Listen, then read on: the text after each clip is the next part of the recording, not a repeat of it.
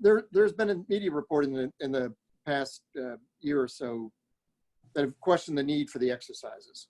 And, you know, without getting into any political considerations, what do you think people don't understand about exercises that you could better inform them? Thanks, Bernie. Before I answer that, though, let me pile on just a little bit from the previous response. You know, again, in context of where Seoul is, GISMA, the Greater Seoul Metropolitan Area, the nature of the threat, there is no room, there is no time for rehearsals. You got to be ready to fight tonight. And so we train those staffs and those commanders to be able to do just that. And every commander processes information a little bit differently than his predecessor. So there's a period of transition when either the staff member changes or the commander changes, and they've got to get used to each other and understand how each other takes information, processes it, and then makes decisions. Remember, the purpose of the staff is to keep the commander informed and to make subordinate units successful. And when you're in either of those positions, you appreciate a supporting staff that has that attitude. So as we go forward now to, all right, again, the need to train what's misunderstood. We've already talked about the tyranny of personnel turnover, and you're absolutely right. The most efficient, the most time-effective way of doing multi-domain training is what we're saying with our computer-supported CPXs. You can't afford, or either in time or money, to bring everybody onto the peninsula.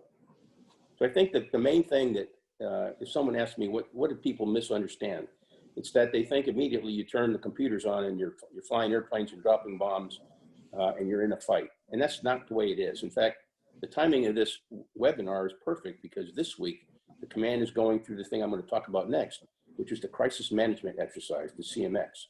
The CMX is not driven by the computer. In fact, the staffs are at their normal workplaces and they're using strategic decision memorandums to basically update them on things that have happened on the peninsula. A North Korean event has occurred. The staff is trying to fight through the fog of war and the friction of trying to get the correct information, what actually happened, the 5 W's, the what, the when, the where, the why, the who, and get that information. You know, what do we have on our hands right now? Is it a provocation by the North Koreans? Is it a limited objective attack? Are we talking about all-out war? Or was this somebody's mistake? Was it an accident? You got to figure that out because the consequences are incredible. UNC, United Nations Command at this phase is a very, very big player. They own the armistice, they own the DMZ, and most of the time these things, especially if they're provocations or limited attacks, they're armistice violations. And so we got to jump right on that. I used to always say, and Bernie, you know this, we wore 6 hats sometimes. The hat that I wore the least frequently, that hurt the most when you put it on, was that blue one.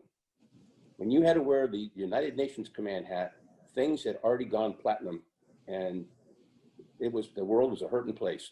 So I always used to say, put that hat on, and it's a sad face, because it hurts. The ROC and U.S. National Command Authorities get involved with this crisis management exercise portion. Again, now you have the tyranny of time, because you're DC centric and all that kind of stuff.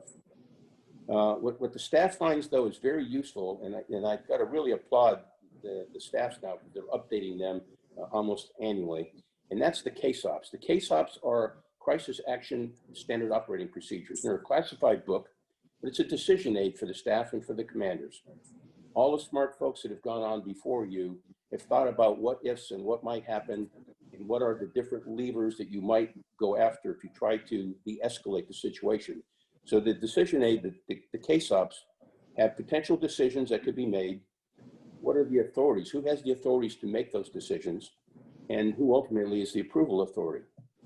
They're not linear. I mean, they are organized by defensive condition, DEFCON, but you're not linear, and you can see some being pulled forward depending on the situation.